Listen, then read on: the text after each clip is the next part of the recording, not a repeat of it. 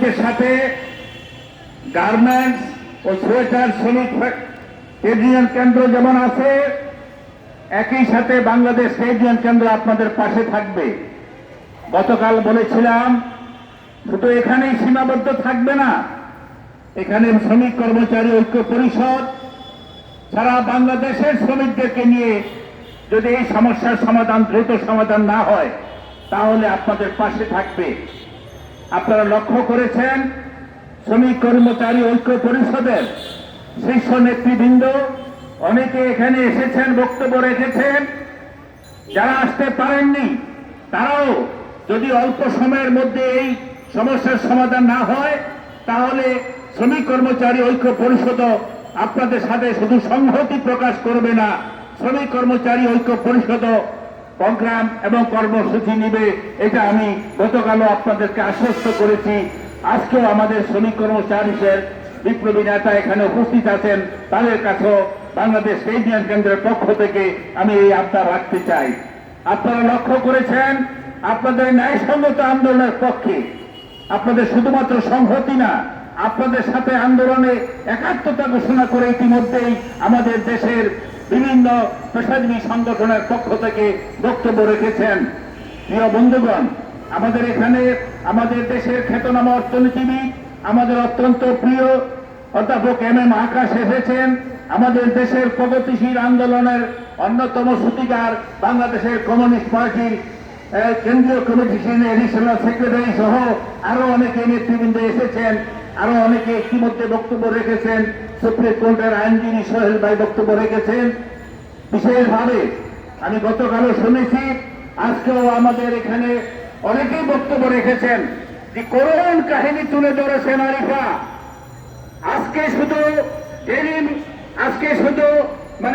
আপনাদের যে শুধুমাত্র আপনাদের ডেনিস কারখানার শ্রমিকদের এই দুরবস্থা নয়, সারা বাংলাদেশের চিত্র প্রায় একই রকম।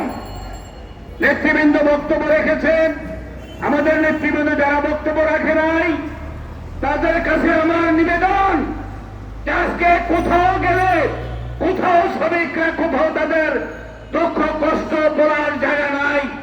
এই কারখানা আপনারা শুনলেন, তারা ঈদের ছুটিতে বাড়িতে গিয়েছে, একদিন দেরি করে নাই।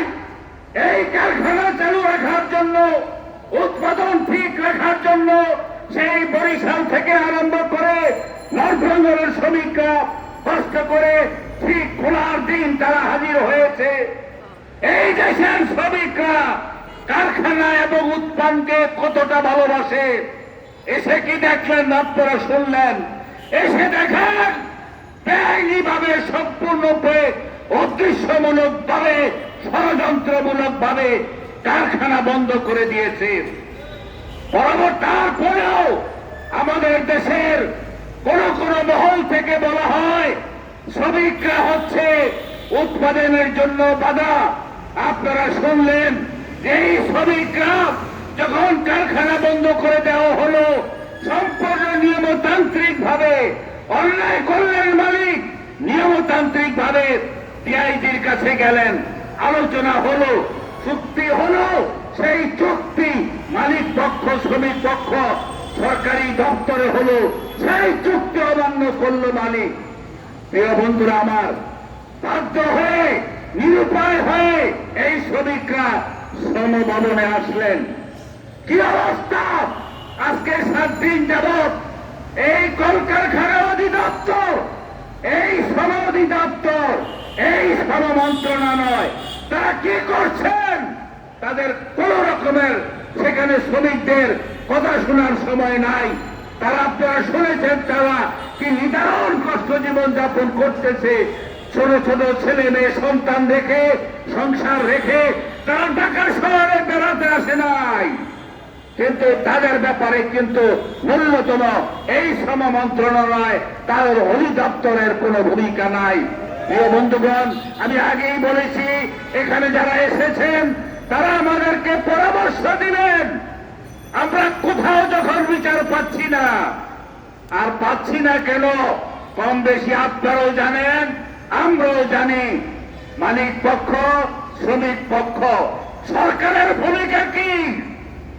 শ্রমিক পক্ষ যদি বেআইনি কোনো কাজ করে, শ্রমিকদের যদি কোনো অপরাধ থাকে, সেটা তাদেরকে সংশোধন করবেন, বলে দিবেন। মালিক যদি বেআইনি কাজ করে, মালিক যদি শ্রমিকদের বেতন না দেয়, মালিক যদি অন্যায় করে, সেটাও তো সরকারের দায়িত্ব। সরকার সেটা পালন করছে না।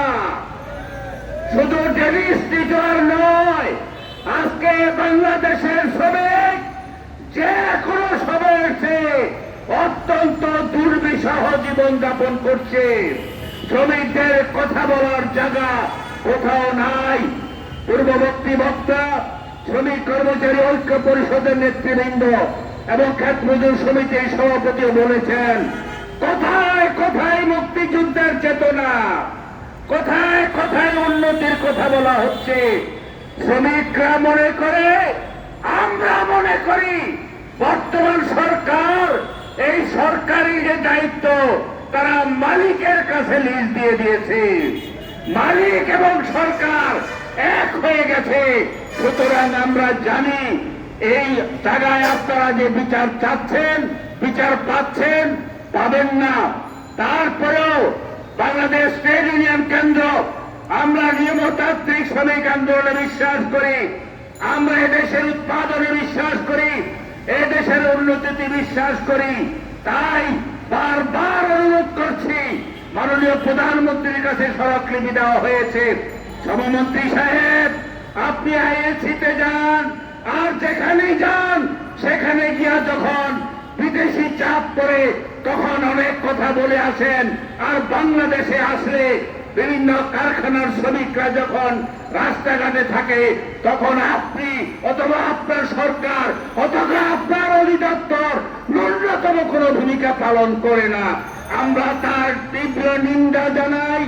একই সাথে কথা বলে শেষ করতে চাই, মনে রাখবেন, যদি পদক্ষেপ গ্রহণ না করেন, যদি ওই ডেনিস টিচারের মালিকদেরকে এনে এটা ন্যায়সঙ্গত ফয়সালা না করেন, যা চুক্তি হয়েছে সেই চুক্তি যদি কার্যকরী করে ব্যর্থ হন, তাহলে মনে রাখবেন এই আন্দোলন শুধুমাত্র এই কারখানার মধ্যেই সীমাবদ্ধ থাকবে না। শ্রমিকরা বাধ্য হয়ে, সমস্ত বাংলাদেশের শ্রমিকরা, শ্রমিক কর্মচারী ঐক্য পরিষদ মাঠে নামবেন।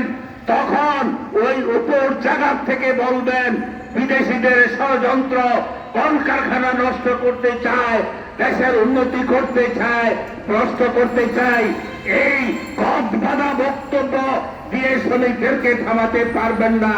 আগামী দিনে বাংলাদেশ ট্রেড ইউনিয়ন কেন্দ্র, শ্রমিক কর্মচারী ঐক্য পরিষদ, আমাদের দেশের যারা মেহনতি মানুষ, সাধারণ মানুষের পক্ষে বুদ্ধিজীবী যারা আছেন, পেশাজীবী সংগঠনের সকলের সহযোগিতা চেয়ে আগামী দিনের আন্দোলন, ন্যায়ের আন্দোলন, ন্যায্য আন্দোলন, এই আন্দোলনে আমাদের বিজয় হবে।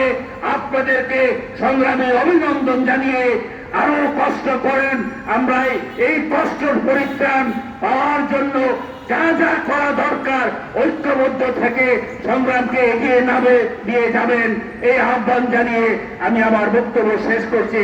আপনাদের